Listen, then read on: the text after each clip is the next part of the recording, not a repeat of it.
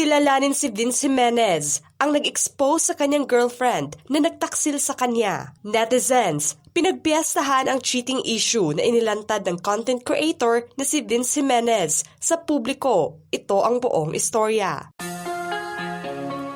Pinagpiyastahan ngayon ng mga netizens ang trending na pag-expose ng content creator na si Vince Jimenez. Ito ay kaugnay sa panlolokong ginawa ng kanyang girlfriend na kinikilalang si Lian de Guzman. Ang post ay binubuo ng mga screenshots at video.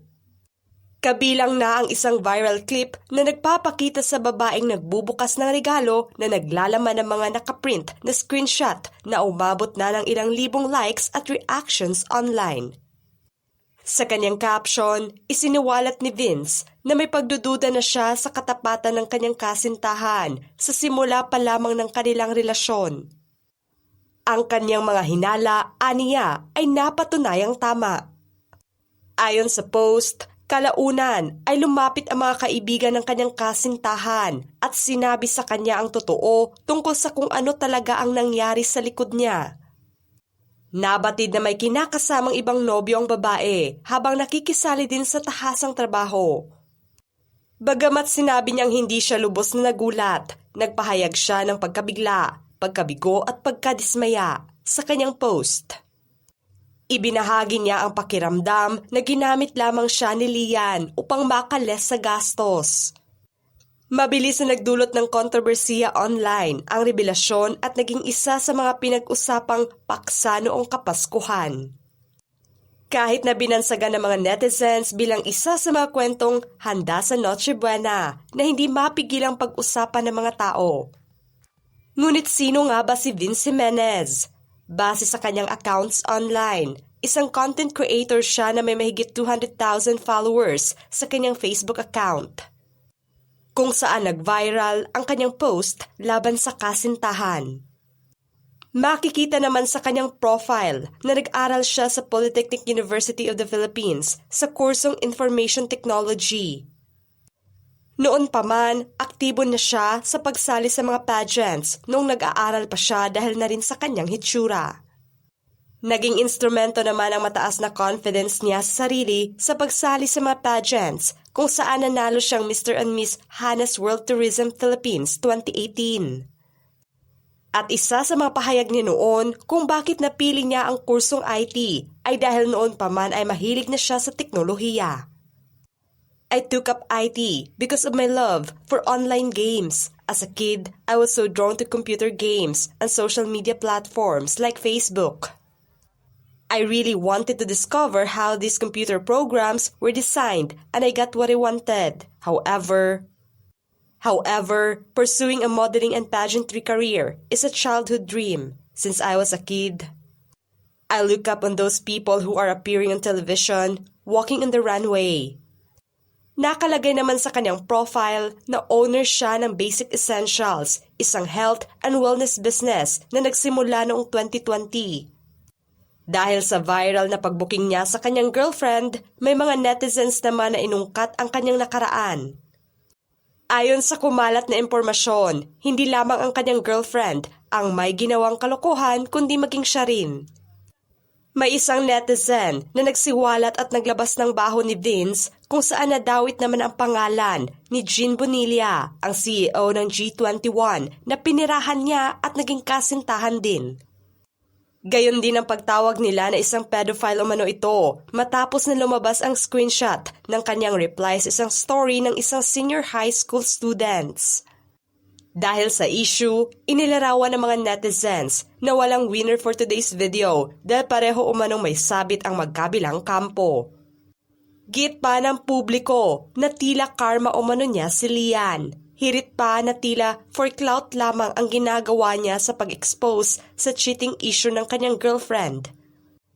Tila nagtagumpay naman daw ito dahil nag-viral nga ang kanyang post. Ngunit hindi nagustuhan ng iba ang ginawang pamamahiya umano niya sa kanyang girlfriend online. Marami ang napangiwi sa kabila pa man na siya ang niloko. Samantala, pinuna ng ilang netizens si Vince dahil sa pag-post ng isang pribadong pag-uusap. At binanggit na maaari siyang maharap sa mga kaso para sa mga umano'y paglabag sa Data Privacy Act of 2012, cyber libel, at Republic Act No. 9262 o ang Anti-Violence Against Women and Their Children Act. Sa ngayon, dinipensahan naman si Vince ng kanyang abogado dahil nasa viral post at public shaming na ginawa niya kay Lian. May hirit na komento naman ng mga netizens, anila. May point yung guy, pero may pagka-clout chaser tingin ko. Opinion lang po. Kasuhan mo yan, girl. Ang tanong nga, mag-asawa ba sila? Yung intensyon niya ay pahiyain si girl at sa effort niya na ibalot pa talaga ang convo nila plus ang pag-video. Cheater si girl at di siya unique sa mundo pero ilaglag siya sa public at may pa-video pa si boy. Ibang usapan yan te. Last hug ayaw. Post sa Facebook pala gusto para dumami ang followers. Pero makapal naman talaga yung mukha ni girl. Kaya lang, ano bang ini-expect nung guy? The girl is from the hospitality industry. So ganun talaga galawan nun. Itong guy akala ko nga husto-husto din. Naging hati naman ang reaksyon ng mga netizens ngayon matapos malaman ang nakaraan at baho ni Vince. Kung noong una ay panay batikos sila kay Lian, ngayon ay pinuna naman nila ng batikos si Vince. Kaya ang pahayag na inilabas ng Rimando Law Office ay naglalayong linawin ang mga pangyayari sa paligid ng post at upang matugunan ang lumalaking atensyon ng publiko na natanggap ni Vince online. Ayon sa pahayag ng kampo ni Vince, ibinahagi ang video nung una kung kailan nakaranas si Vince ng emotional na strain na konektado sa isang malalim na personal na bagay.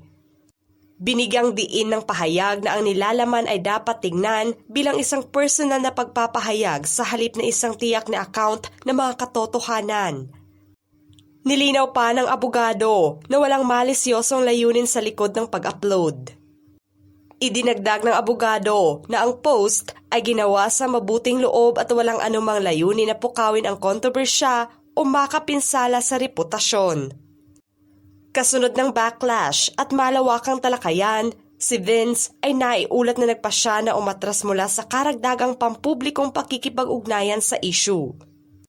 Sa pag-ungkat naman tungkol sa kanyang nakaraan, marami ang dismayado sa kanya dahil nasayang lamang daw ang pagtatanggol nila kung gayon ay magkatulad lamang sila. Nagmukha tuloy na nagmamalinis siya ngayon dahil nasa kanyang pag-expose sa kasintahan.